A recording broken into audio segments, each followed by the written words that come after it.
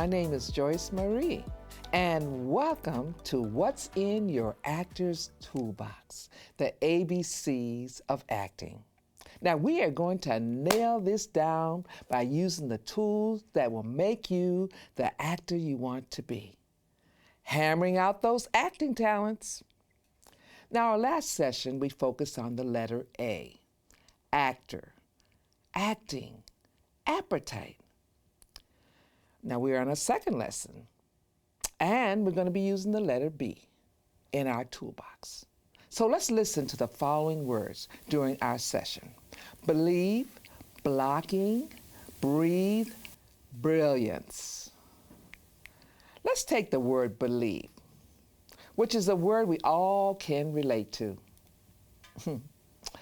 Believe, faith, the confidence to see yourself in a role as an actor and knowing I got this, I can do this if I put my best foot forward. Now believe that you can be that best actor you can be. As an actor, you are a part of an actor's toolbox. What's inside will determine your efforts to becoming that actor. You must use your God-given tools to sharpen your skills and go through the refining process. Yes, there's a refining process. Believing that it is possible to advance to the next level of your theater experience as an actor. Now, this is a must. In an actor's role, believe is an excellent start to becoming the best actor you can be. Believe in yourself and trust the process. Gain more confidence as an actor. Make your act believable, not for yourself. You know, sometimes we just do it for ourselves, but we have to do it for the audience, okay?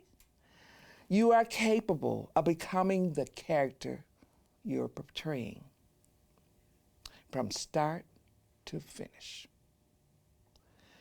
Now that is key. And I want to mention that because that is key. One thing we want to remember is to have that stage presence and how you will make your entries and exits on and off stage. When playing a role, whether it's on stage or in film, keep in mind, be authentic.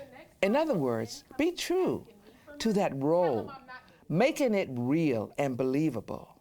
Be present and convince your audience of the role you are playing. Draw the audience into the overall message. Compel them. You are acting as a mirror that reflects to your audience. When you look into the mirror, what do you see? You see you, right? Your reflection. Study your impressions, your features. Begin to practice your projection.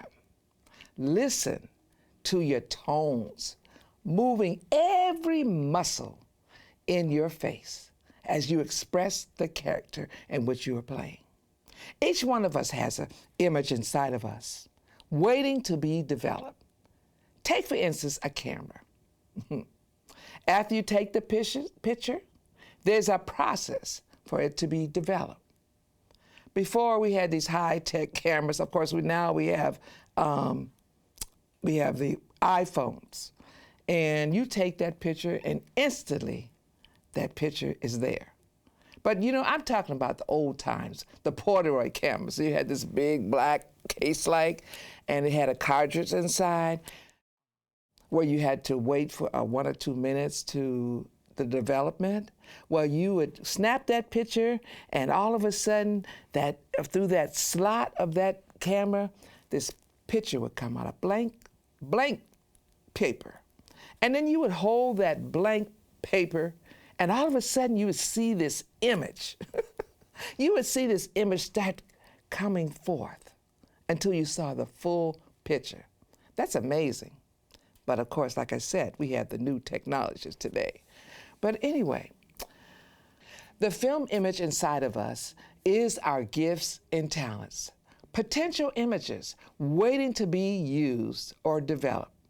Now, having a visual internal image to tell the story or provide illustrations paints a word picture in your mind. Sometimes these images gather dust, like an old roll of film lying in a drawer until, by chance, we remember the image through the frenzies of daily life. Perhaps because we have seen our inner picture painted through the dramas of life, the role plays, the movies. Once reminded, these internal images are more persistent. At this point, the person makes a choice and puts the film back in the drawer or gets it developed. For instance, your facial posture changes if your role calls for you to be a father, mother, student, professor, director, lawyer, homeless person, and so on. Whatever role you're playing, again, study your role. Begin to see yourself embodying the character. There is a reservoir, and I say this, we have a reservoir, a well deep inside, waiting to be exhaled. Remember, do the best of what you were created to be. Become that character and carry out that role as an actor. Plant those seeds to build your character. Let your uniqueness shine through. Your productivity will be determined by your deposits that you make. I've heard actors say they didn't get any audience responses for their opening night. There was no response. But you know, the second night, the audience highly responded. You know, the adrenaline that comes from the audience, energy can inspire your performance. However, now audience may not respond. And because the audience didn't respond, or you didn't get the feedback, like the amens or do it or whatever you were looking for, it doesn't mean that you were not performing well, okay? I call it a mental block. Now that's what I call it. That keeps you distracted by your audience's response. Never take away from your acting or second guess yourself, regardless of the audience's response. Give it your all and do your best. Your job is to stay focused, be fruitful, and let the gifts flow out of your potential. The unlimited ability within. There is, again, a reservoir. But keep in mind that you have potential to be the best. Now, theater calls for us to tap into our potential, and I talk about that a lot, with potential. Like I said, it was the unlimited ability. Share your power that is inside of you. It's in there. Locate it. Give birth to it. Say it. I am the best actor. You have to give yourself affirmations. Be present. Be there. Use your voice. Stand tall. Take a deep breath in and out. Let those creative juices set the atmosphere. Now, I work as a drama therapist, and we do a lot of exercise in rehearsals to help us, our breathing, the process to invigorate the creative juices, okay? Now, here's one that we do. Now, use your God-given breath right now. Take small breaths until you feel your lungs are full. Then exhale slowly.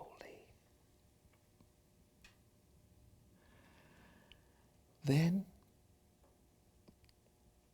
in this breathing exercise, you may count to 4. Now, you can do it the way you want to, but sometimes breathing in, counting to 4, and exhaling, you know, it's like breathe in, 1, 2, 3, 4. Exhale through your teeth. And sometimes I make sounds, making a sound like when you're breathing out. Now do this until you feel comfortable. Now all this is done to relax you, keeping cool, calm, and collective, as they say. Calmness can lead to confidence. Yes, calmness can lead to confidence. Now listen, make your acting big by propelling your voice that shows capacity. In other words, project your inner voice. Now, I mentioned the word big, and here's what I really meant by that. Take a leap of faith. Give it your all. There is no time to be uncertain. Be ready to deliver the role you are emulating. Another word we use in theater is blocking, which describes the exact position the actor on a stage may stand during the performance or where they position.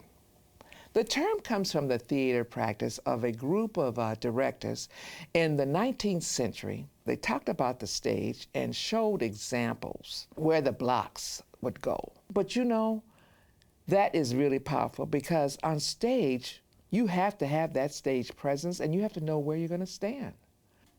Know your blocking when you give your stage presence. Claim it. Own it for your delivery and use your brilliance. Yes, I said brilliance.